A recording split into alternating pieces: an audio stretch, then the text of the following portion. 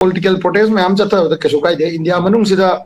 भारत ले रिबा राजनीति की एंगल से political angle से यंग मतम दा कोई ना ऐसे कि कनोगी तोहान बा political party ruling ना तब को मोइने pressure तो हुआ बा तोहान बा कहनी को style and कनो है नी process ता संग बको parliament मनुंग दसु तो बा मापान दसु तो बा लोई ना कैसे काय दे कोई रे कोई ये मणिपुर की इरांग से को तो कोई रे बनी ना ऐसे कि मयामना मियाम की अपाम बगी मतुंगी ना को इरांग जेलोशन बजे मी खुदिंग मक पामी है ताई को तो उधर वो कोई ना मसीदा ममांग दसु कोई ये होज़की कनोना सीएसओ मयाम नसु हाई की बले को नेशनल पॉलिटिकल पार्टी मयाम जिना मोई की मैंडेट ता मणिपुर की इरांग जेलोशन बगी मौंग म उरक्ता बसे को सी की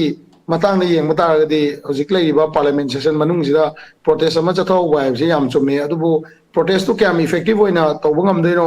इफेक्टिव होइगदरा नत्रगा ओइरोइदरा है वाफम दुने मोजी येंग दोसी देखो मसाई के पार्लियामेंट सेशन से इन कंदा डे 20 स्वाइबो लेरम दो माले को अदो डे 20 की ममांग जिदा ओरेन होम मिनिस्टर ना वांगांग बा मतम नत्रगा प्राइम मिनिस्टर ना गांग को मतम मदा मदुदा मसाई कनोगी मसी की मतंग ना सोइदना करीनो मदी सोइदना पलकदरा हाइबगी थाजबदुदी लेरी तो तबो मसाई के होजिक पाउददी मियाम ना खन्ना जे खोचे ना अतोपा कनो मेंबर ऑफ पार्लियामेंट सिंग ना हाइबदा मजे हाइबदा मसीजे गसाई खन्ना बई मतम स्पीकर ना पिरक तबदगी एजोन टॉर लाकोने दो अखोई होजी मणिपुर की एमपी नसु मणिपुर की कांग्रेस की एमपी नसु ममांगदा माने युम थोलाम मतम दा हाइबी गिब लेरे कोई ये सुमाइन तौदना कनो से कोई ये पार्लियामेंट दा वांगांग नबा मणिपुर की मतांग ना वांग के आम हंगनबा चे ताजन की क्वेश्चन की ने को अदो मसीगी से अखोइना येंबे आइसी कइनो गांदा इंडिया ब्लॉक तो नतना को ऑल ओवर इंडिया दा मसे मणिपुर से इंडिया की पार्ट अमो ओइबनिना मागी इंडिया गवर्नमेंट जिना कंसर्न होगदब जगानी मधु बीजेपी ना पाली नत्र कांग्रेस ना पाली है वानते अदे अदुई मतकसु बॉर्डर एरिया दा लेबनी अदुगा म्यांमार दा थोइबा कॉन्फ्लिक्ट सिगा अदगी ड्रग के कार्टेल मैम जिगा येंगनाव मतमदा इंडिया की पॉपुलेशन अचौबा अमा कोई मणिपुर दा हिंजरीबा अमदी नॉर्थ ईस्ट दा हिंजरीबा अचौबा पॉपुलेशन अमा सोकलकप नत्र मांगकपगी चांस याम चांग वांगना लेबनी ना को मसी की मतंग सिदा तंजा चारिंगै दा हंदकी पार्लियामेंट सेशन ज लोइ गितारगदि अमु समर सेशन अमु गाइदोइने बको अदुना मसी की लेइङै सिदा तौबा याबा प्रोटेस्ट कै लोइ तहोरगा वारेसन अमा पोरगना बतकना हो बाय से याम चुमेना इसमाइन तमजगे सिगी पार्लियामेंट की स्टेज योटा देखो सीएसओ ना नत्रगा पब्लिक ना प्रोटेस्ट तौबगी केनो से लेवल जे खरा अमु हंदरकदौने हाबदी अखोइना सीएसओ सिंगना नसागी नांगै हाइरम मैम जे पॉलिटिकल लीडर सिंग जे नथौ पांथो हाइबदुने बको अखोइदी इवन केनो बो पाम जाने मियाम ना पामी सिदी इवन कहने को अथवाले की बात नते की कांग्रेस की इंडिया ब्लॉक की अदु अदा की बात नते वो मसिदा मसिदे अखोइ मियाम ना पामी सिदी इवन पालिबा लेगाक सिगी सेंटर दा पालिबा लेगाक सिगी पार्टी की मेंबर सिंग सिसु दिल्ली दे चलगा मसाई कहने को ममांग लुप टाउन दोइनगा हाइदुदी अदुनेबा पार्टी लीडर सिंग जिनासु दिल्ली दे चलगा पार्टी प्रेसिडेंट दा पार्लियामेंट मनुंग सिदा मियाम जिना साउदनबा तौरिसे कइनो थोइबसे कइनो हाइबा अदुगुम्बा वाखलोंदो पार्लियामेंट दा थंबिरो कमाइन तौरगा लोइसनबगी प्लान लेरी करी लेरी हाइबदो अदे टेररिस्ट सिंग जे कमाइना मूव तौदरी खोते हाइबदो मदुगी प्लानिंग दो तौबियो ना हाइबने अदुबो चुमे पालिबा पॉलिटिक्स ता येंगदा देमो पालिबा लेंगाकना मागी मीजिंगदा लाओ नोय लाओ अखोई वांगांग दुरी नोय प्रोटेस्ट और लाओ दे हाइरोइबको अदुगा हाइरम दुइजे फंडगी पार्लियामेंट सेशन सिंगदा करिगुम खरदी सोइदरा थमकनी हाइबदी अदुम हाइरंगनेबा अदुना हाइकी येंगदोइसी कइनो गांदा अतवाले ना प्रोटेस्ट ऑफ होइगरा कांग्रेस ना होइगरा बीजेपी ना होइगरा सीपीएम होइगरा सीपीआई होइगरा पार्लियामेंट सेशन लेरिंगा सिदा तौजिना राइट टाइम ने मसी याम चुमे अदुगा मसाइगी लाइबक थीदना हंदकी पार्लियामेंट सेशन सिदा करिगुम्बा पॉजिटिव होय वहंदोगमा ममांगी टाइपता अखोई कन्ना होनरी एना हाइरगा थमक्त्रगदी इवन ममांगदा पार्लियामेंट्री कमिटी दा थम्बा मतमदा मणिपुर की मिसी मिनाजे टेरर अटैक ता सिबने हाइबा बाव यारक्तबा मिसी मिनागी मसिंग बाव यारक्तबा अदुगुम्बा नुवाइतबा मयामम लेइरेबको सी मयाम सिगी पाखुमजे पार्लियामेंट ददी वांगांगदे दुम हाइबा मी चामा कुन चनी यांखै एना सिगरे चाम यांखै एना सिगरे दुम हाइबा अदुगा कमिटी रिपोर्ट ना यारक्तबा सुगुम्बा अहोरा मयाम लेइबसे अदगी इवन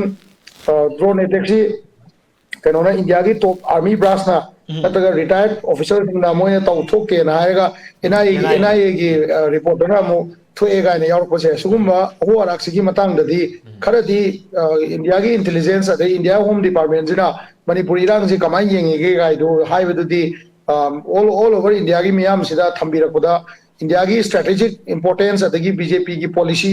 पालिबा लेंगा की पॉलिसी देन अतोपा ओपोजिशन लेबा पार्टी में आम अदगी इलेक्ट वोट कमरी लेनबा पॉलिटिकल पार्टी में आम की ऑल ओवर कनो कहेदा वर्ल्ड येंगिबा इंडिया की एक इस सिदगा येंगिबा आइडिया आइडियोलॉजी सिदा वाहन थोक चौबा पीब ngамगनी पार्लियामेंट सिना अदु मोइना कैम हायक तादी मदु याम फसदब ओइगनी अदु ngarangsu प्राइम मिनिस्टर ना कनो कल्चरल प्रोग्राम में वांगांग में को ऑल ओवर नॉर्थ ईस्ट की कहीं हाई माई प्रोग्राम ममिंग चप चाबी निजंद्रे को नॉर्थ ईस्ट इरांग याम हंदरे बॉर्डर स्टेट की इंटर स्टेट की बॉर्डर की इशूद इंगना चिंगना कूपना सोल्व तौरीगा है सोम नाकंद प्राइम मिनिस्टर मसामंगनी को हाइजे सोम नाकंद कनोना अखोई मणिपुर सेपरेट एडमिनिस्ट्रेशन तानबा या लांगबजे मा अदुददी अफबा हाइबको सोम नाकंद मीना सेपरेट एडमिनिस्ट्रेशन तालकपा मपानदगी इंटरनेशनल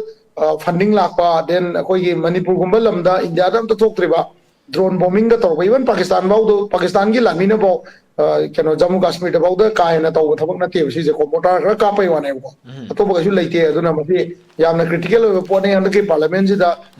पखुम मदी नमना लौबदी फैयना इस्माइन तमजगी कमल बाबू की मतंग से यामना अखोइना सिदा कमाइने येंगी कमाइने येंगदे हाइने याम नैनबगी कनो लेते बसिदा को याम क्लियर ओइबा पिक्चर ने माइजे को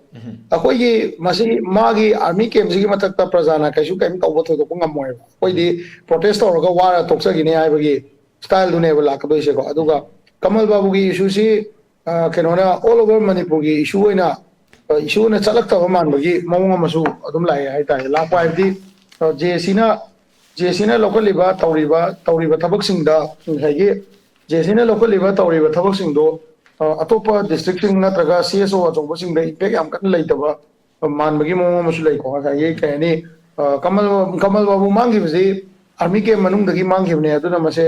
सेंगना हायगदी मणिपुर की ओइबा सिक्योरिटी कॉन्टेक्स्ट येंगो मतमदा याम चावबा कोर इशू अमनेबा मसेगी प्रोटेस्ट नत्रगा खोंजंग संगसनमिनबसे सीएसओ मयामगा मणिपुर लेबा ऑर्गेनाइजेशन मयामजे पुन्ना संगमिनबरगदी याम मपान कन्ना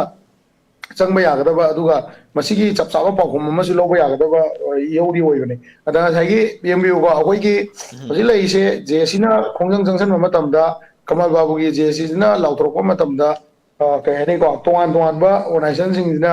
याउसलगा मसिगी सपोर्ट चटमिनब तारगदी सरकार अचौब इम्पैक्ट अमा पीब ngमगदबनेबा अदुना यौसिगी मॉडलिटी से होय मियामना पन कर्फ्यू तौबदी पामदे कनामदना पाममरो हजिदी वामिनरदने को अदुबो टेक्निकली येंगो मतमदा मसे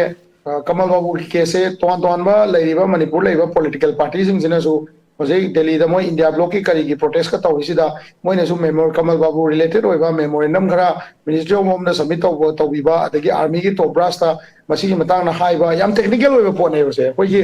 आर्मी कैम्प की मनुंगदा कनोगा पुलिस ना चंगगा कैम्प की ऑफिशियल सिंग दा इंट्रोगेशन तौबा याबा यादबा आर्मी रूल मतुंगिना लेरमगने मसिजे को सिविल एरिया दा तौबा तोप तौब नतबने को अदुई मतकदसु अस्पा जो मोलै चलैबने टाइमिंग सिदा को अदुना कमल बाबू की केस खरगा हेना इफेक्टिव होइबा मोंगदा चथमिनबदा चुंगने खल्ले मरमदी कइनो गांदा मसाइगी अखोई होजिकी कनोसिना तोंगाना जेसीसिना मताइदा लेरगा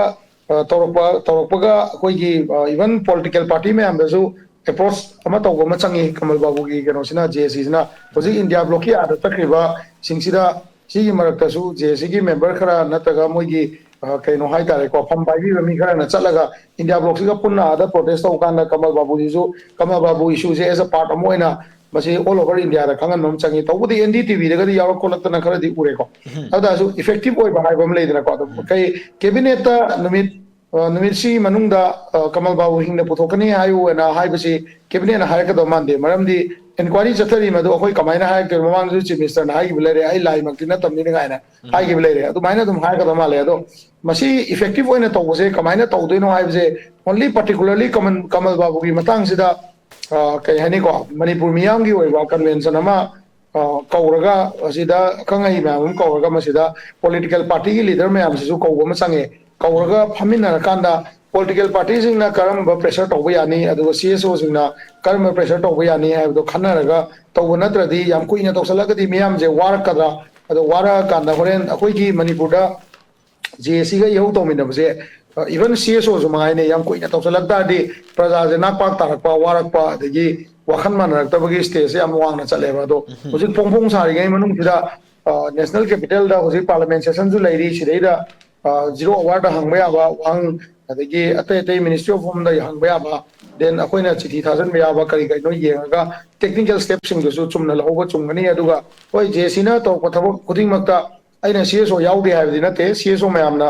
जेसीना लोकल लेबर स्टेप सिंग जे येंगा अदुम मताइदगी सपोर्ट तौवसु अदुम तौरगा लाइने अदो खितंग हेन इफेक्टिव ओइबा मोंगदा तौबदा खरा चुमगदरा हैना खले अदुगा अखोइना याम कन्ना हंगदबसे आर्मी की पीआरओ लैरि असम राइफल पीआरओ लै आर्मी की पीआरओ लै सिदा एम सेक्टर लैबने अदो ngasi bawda moina kamal babu matana statement ama tholok kai maram gi noai je masi ana yam kana hangwa ma change aduga protest ki modality je akoi phajana section na